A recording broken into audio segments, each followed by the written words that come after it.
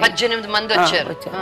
అలా కంటిన్యూ చేసుకుంటూ వస్తున్నామమ్మా. ఎవరికి కూడా మేము హోమ్ నడుపుతున్నాము, మీరు ఏమన్నా డొనేషన్స్ ఇవ్వండి, లేకపోతే రైస్ ఇవ్వండి అట్లా చెప్పుకునేవాళ్ళం కాదు. ఈరోజు ఫస్ట్ టైం అమ్మ అందరికీ తెలిసేటట్టు కూర్చున్నది. సుమగారు పర్వాలేదమ్మా, నువ్వు చేసే మంచి ఏం కాదు, నీకు నేనున్నాను రమ్మని సుమగారు అనబట్టి అలా చేస్తూ చేస్తూ అమ్మ నేను రిటైర్డ్ అయ్యాను. అంత 50,000 జీతం ఎక్కడ, 25,000 పెన్షన్ ఎక్కడ, అసలు ఏం చేయగలను అని భయం వేసింది. ఎవరో చెప్తుంటే విన్నామ్మా పవన్ కళ్యాణ్ గారు హెల్ప్ చేస్తారు అని. ఒకరోజు వెళ్ళానమ్మా. వెళ్ళి నేను ఆ గేట్లో నిలబడ్డా, లోపలికి కూడా పోలేదు. వాళ్ళ మిస్సెస్ పైనుండి చూసిందమ్మా. చూసి ఎవరో పెద్ద ఆవిడ వచ్చింది అంటే మెట్లు దిగి ఆయన వచ్చారు. వచ్చి ఏంటమ్మా అంటే old age home sir come retired employee అన్న, అంతే. ఇంకా ఏమీ చెప్పలేదమ్మా. రెండమ్మా అని చెయ్యి పట్టుకొని, కారు డ్రైవర్ రెడీ చేశారు ఆయన ఆఫీస్కి వెళ్ళడానికి, నా చెయ్యి పట్టుకొని కారులో తీసుకెళ్ళి నా చేతిలో బ్యాగు, వర్షం, నా చెప్పులు తెగిపోయినాయి. ఆ స్థితి నాది.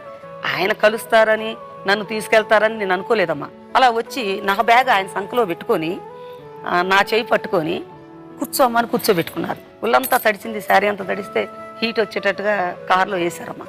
ఎక్కడికి తీసుకెళ్తున్నారో తెలియదు. నన్ను ఇలా రిసీవ్ చేసుకున్నారు. ముందు అట్లా అనుకున్నామా, ఆఫీస్కి తీసుకెళ్లారు. అట్లా పక్కన కూర్చోబెట్టుకున్నారు. నేను చెప్పబోయాను, అసలు నన్ను ఏమీ అడగలేదు. ఓల్డ్ ఏజ్ హోమ్ నడుపుతున్నారు, ఓకే ఎంతమంది ఉన్నారమ్మా? అప్పుడు 16 ఉన్నారు. 16 మంది. ఆ శాలువాలు తెప్పించారు, 16 మందికి శాలువ.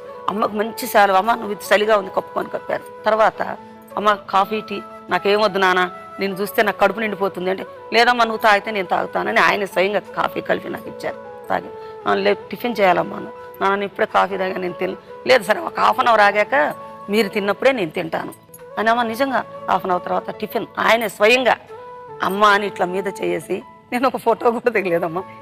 ఆ రోజు పవన్ కళ్యాణ్ గారు చూస్తుంటే మాత్రం నాకు చాలా హ్యాపీ.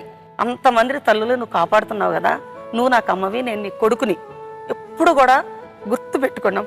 నేను ఎంప్లాయీగా ఉండి ఎవరి దగ్గరికి ఎప్పుడు పోలేదమ్మా అడగటానికి. అది ఫస్ట్ టైం, ఫస్ట్ రిసీవింగ్. నేను ఇట్లా చాచి ఎవరిని అడగలేదు. కాకపోతే వీళ్ళందరినీ ఎలా బ్రతికించాలి, ఏం చేయాలి అనే వేదనతో వెళ్ళా. ఇంత రిసీవింగ్ అంటమ్మా. ఫిష్ తెప్పించారు, కర్రీ వండిస్తున్నారు, రైస్ పెట్టించారు, భోజనం అంటున్నారు. నాన్న నన్ను పంపించేయండి నాన్న అని అంటున్నారు.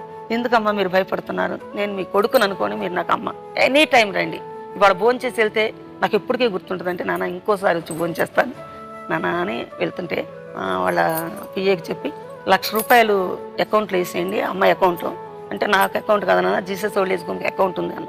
1,00,000 రూపాయలు అందులో వేసేయండి అని వాళ్ళ పిఏ ఉంటే పో నోదలు అని నన్ను పిలిచి నా బ్యాగ్లో 10,000 వేశారు. ఇవి నీ ఖర్చులకమ్మా అని చెప్పాను. First receiving అదమ్మా. సెకండ్, మాకు ఒక హిందీ పండిట్ టీచర్ ఉంది, సుమగారు ఉండే ఇల్లు తెలుసు. సుమగారి సంగతి వింటున్నా నేను. ఆ హిందీ టీచర్ని తీసుకుని వెళ్ళా.